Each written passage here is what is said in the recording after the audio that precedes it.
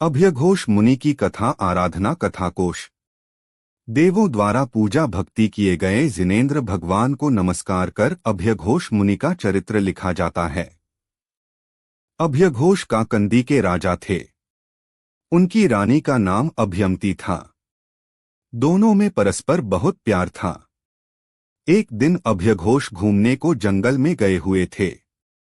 इसी समय एक मल्लाह एक बड़े और जीवित कछुए के चारों पांव बांधकर उसे लकड़ी में लटकाए हुए लिए जा रहा था। पापी अभयघोष की उस पर नजर पड़ गई। उन्होंने मूर्खता के वश हो अपनी तलवार से उसके चारों पांवों को काट दिया। बड़े दुख की बात है कि पापी लोग बेचारे ऐसे निर्दोष जीवों को निर्दयता के साथ मार डालते हैं और न्याय का कुछ विचार नहीं करते। कछुआ उसी समय तड़फड़ाकर गतप्राण हो गया।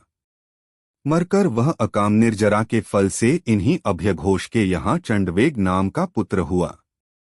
एक दिन राजा को चंद्रग्रहण देखकर वैराग्य हुआ।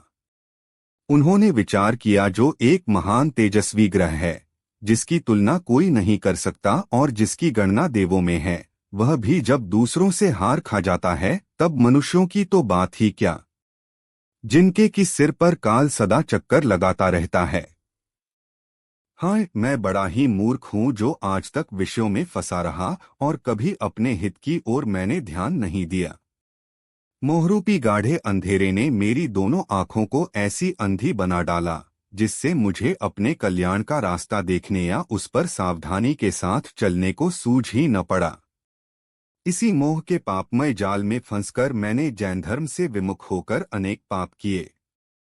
हाँ, मैं अब इस संसार रूपी अथाह समुद्र को पार कर सुखमय किनारे को कैसे प्राप्त कर सकूंगा। प्रभो, मुझे शक्ति प्रदान कीजिए जिससे मैं आत्मिक सच्चा सुख लाभ कर सकूं। इस विचार के बाद उन्होंने स्थिर किया कि जो हुआ सो हुआ। अब भी मुझे अपने कर्तव्य के लिए बहुत समय है। जिस प्रकार मैंने संसार में रहकर विषय सुख भोगा, शरीर और इंद्रियों को खूब संतुष्ट किया, उसी तरह अब मुझे अपने आत्महित के लिए कड़ी से कड़ी तपस्या कर अनादिकाल से पीछा किए हुए इन आत्मशत्रु कर्मों का नाश करना उचित है।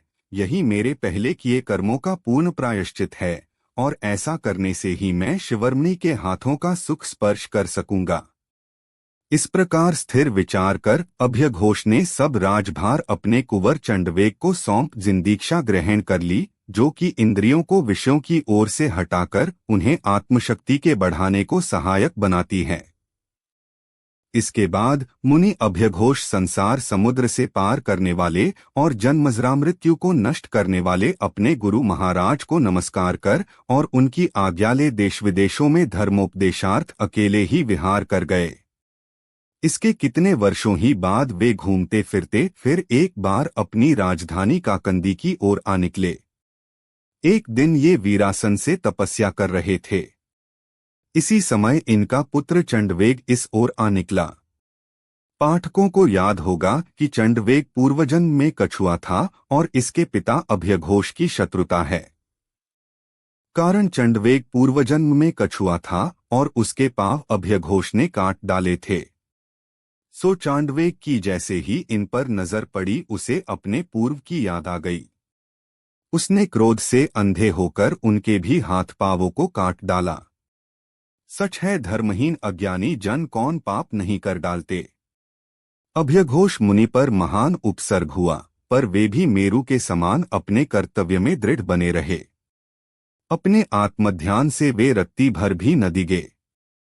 इसी ध्यान बल से केवल ज्ञान प्राप्त कर अंत में उन्होंने अक्षयांत मोक्ष लाभ किया। सच है, आत्मशक्ति बड़ी गहन है, आश्चर्य पैदा करने वाली है। देखिए, कहाँ तो अभयघोष मुनि पर दुख कष्ट का आना और कहाँ मोक्ष प्राप्ति का कारण दिव्य आत्मध्यान।